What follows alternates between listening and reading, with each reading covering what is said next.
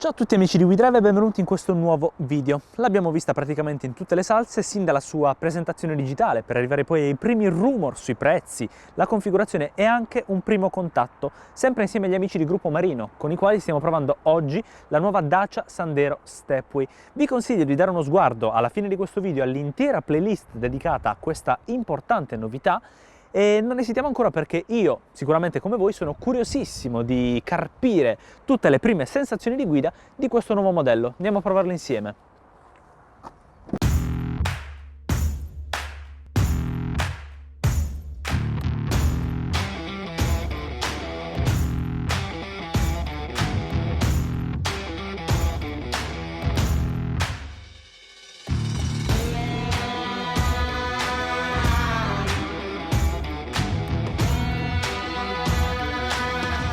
Sembra come se per la terza generazione di Sandero, Dacia l'abbia portata in palestra. Soprattutto in declinazione Stepway appare più muscolosa, con delle evidenti nervature della carrozzeria a sottolinearne le differenze d'animo con la cittadina Streetway. Con quest'ultima condivide però diversi tocchi di modernità, primi fra tutti i gruppi ottici LED che presentano un'inedita firma luminosa di Y sia all'anteriore che nel posteriore. A rendere il design ancora più accattivante ci pensano la calandra con dettagli bicolore, gli skid protettivi e le barre modulari sul tetto, che permettono di configurare i carichi anche in orizzontale in una manciata di secondi. Degni di nota sono i cerchi in lega da 16 pollici con design maglia e finitura bicolore della nostra configurazione. Ma le auto moderne, si sa, più il mercato procede, più si ingrandiscono, quindi la domanda sorge spontanea. Quanto è grande la Sandero? Il modellier 2021 guadagna 1 cm in più di lunghezza rispetto a prima, per un totale di 4,09 m, 10 cm in più di larghezza arrivando a 1,85 m e ne perde 2 in altezza, nonostante le barre sul tetto arrivando a quota 1,59 m. Sensibilmente più grande il baule, 328 litri con frazionabilità 40-60. Peccato per la soglia di carico un po' profonda e l'irregolarità del piano con il divanetto abbattuto, ma si fa perdonare con 4 ganci ed un LED di cortesia.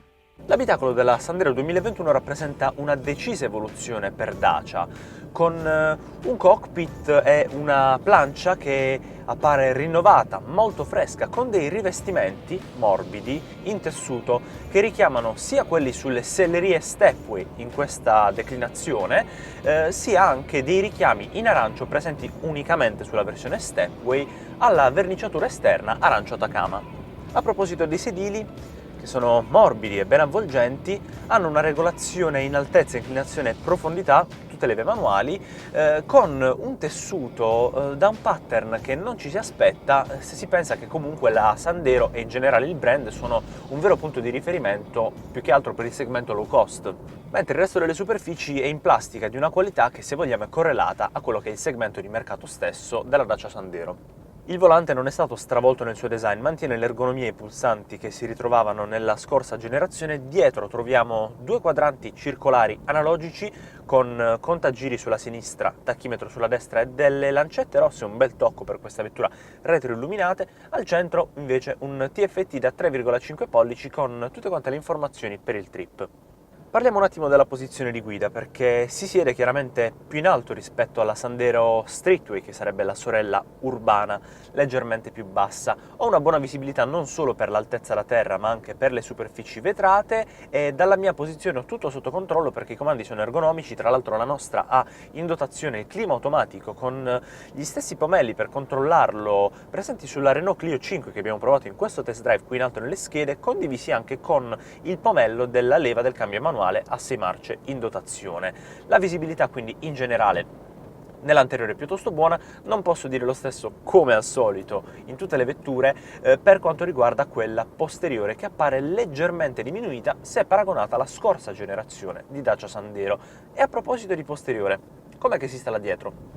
Beh Carlo, qui dietro 3 passeggeri viaggiano comodi. Ho posizionato il sedile del passeggero anteriore nella mia posizione, quindi è abbastanza realistico e ce n'è di spazio. Parliamo chiaramente di spostamenti quotidiani, brevi, medi, non un lunghissimo viaggio, però il fatto che il tunnel centrale sia basso e che la profilatura dei sedili sia meno marcata che nell'anteriore dà la possibilità a chi siede al centro di scegliere con comodità e autonomia la propria posizione. L'accesso e la permanenza a bordo, tra l'altro, sono garantiti dal fatto che il tetto alto dà molto spazio per la testa e ce n'è tanto anche per le gambe. I materiali scelti per i rivestimenti richiamano quelli dell'anteriore, sia per i pannelli porta che per i sedili, ed è molto positivo il fatto che, ok, non ci sono magari bocchette dell'aria condizionata dedicate o prese USB, però Dacia comunque ha mostrato di pensare e di tenere a chi siede qui dietro con una 12 volt.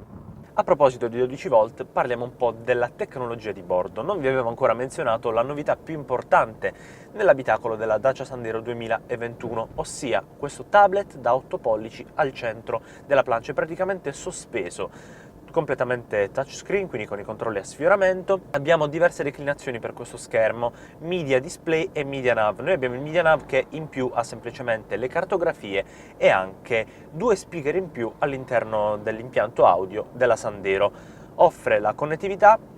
Abbiamo tra l'altro accanto al display un comodo supporto per lo smartphone proprio prodotto da casa madre, che si trova esattamente accanto, montato in alto. Si può regolare in orizzontale o in verticale in diverse inclinazioni, e dietro di esso una delle 2 prese USB presenti all'interno dell'abitacolo. A proposito di connettività, certo abbiamo la possibilità di collegare con il cavo lo smartphone per Android Auto o Apple CarPlay, ma abbiamo anche le funzionalità in wireless via Bluetooth per questi 2 sistemi. E devo dirlo, sono funzionalità come queste, insomma, Apple CarPlay wireless in un'auto di un segmento, se vogliamo, low cost, è una cosa che non si trova praticamente mai, insieme chiaramente a funzionalità come la radio DAB e ad altre chicche di cui vi parlerò a breve. La tecnologia però, come vi dico sempre, in un'auto moderna non può passare solamente per l'intrattenimento, ma è importantissima, anzi ancora più importante, per quanto riguarda la sicurezza e l'assistenza alla guida. Bene, non chiamate cheap la nuova Dacia Sandero, perché se la scorsa aveva a disposizione semplici sistemi come il cruise control o l'Hill Assist, sulla moderna se ne trovano alti. Abbiamo innanzitutto nella plafoniera il pulsante di SOS, quindi per quanto riguarda la chiamata d'emergenza, ma non solo. Sugli specchietti retrovisori abbiamo il sensore dell'angolo cieco e, ancora più importante in città, il sistema di frenata attiva d'emergenza.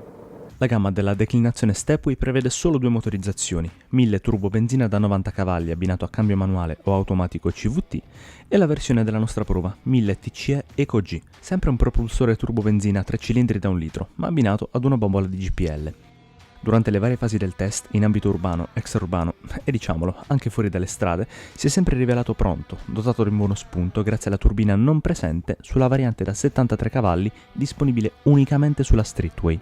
La 1000 benzina GPL eroga 101 cavalli, sviluppando 170 Nm di coppia massima con una velocità di punta di 177 km/h. L'utilizzo di cambio e frizione si è rivelato morbido, comoda per i consumi la sesta di riposo, peccato per qualche incertezza nell'innesto della terza. Poco da dire invece sul volante, ben tarato e fluido da usare, un netto miglioramento rispetto alla scorsa generazione grazie al servosterzo elettrico.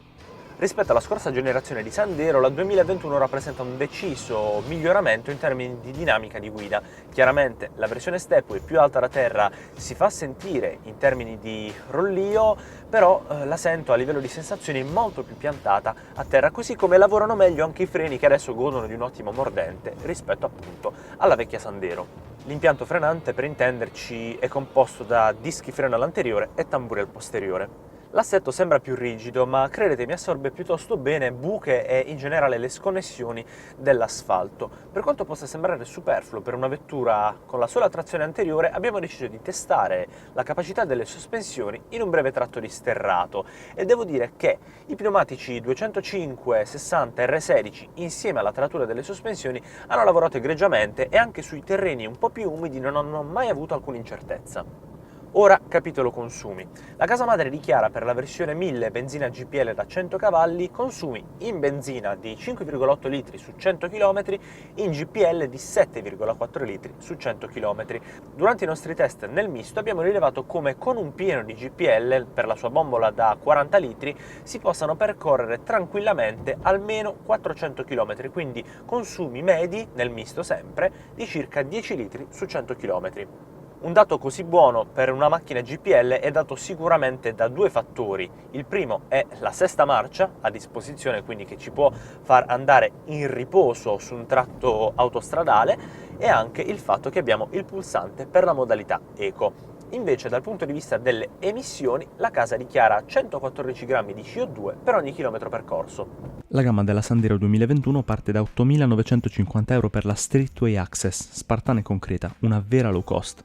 Non che gli altri allestimenti siano costosi, 9.950 euro per l'Essential e 11.000 per la Comfort. Passando alla Stepway, il prezzo di partenza per l'Essential è di 12.600 euro, che salgono a 13.450 per la Comfort.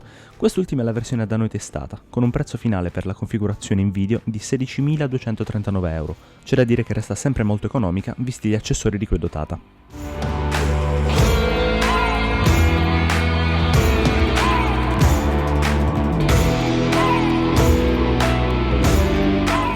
La terza generazione di Dacia Sandero è un'auto sicuramente evoluta e migliorata rispetto alle precedenti, però prima di salutarci, qual è il modo migliore per valutare un'auto se non con la nostra personale classifica, i WeDrive Points, 5 categorie, ognuna delle quali racchiude un punteggio da 1 a 5, partendo dalle prestazioni parliamo quindi delle capacità del motore, ma anche e soprattutto in questa vettura dei consumi che sono eccellenti. Infatti, nell'ambito delle prestazioni, la Dacia Sandero Stepway guadagna 4 punti su 5, 3 su 5 ne guadagna in termini di sicurezza, inteso sicurezza attiva, quindi con gli ADAS i più moderni, ma anche passiva in merito alla dinamica della vettura stessa.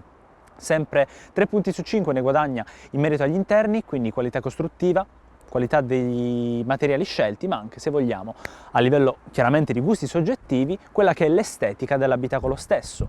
4 punti su 5 li guadagna per la praticità nella vita quotidiana, è un'auto quasi, ma quasi perfetta.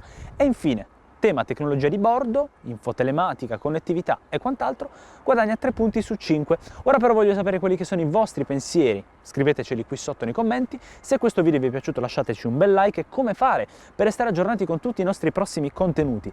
Iscrivetevi al nostro canale, cliccate sul campanello per ricevere le notifiche e non dimenticate di cercarci praticamente ovunque, tutte le piattaforme social che vi vengono in mente, ma anche il nostro sito internet, digitando wedrive.tv.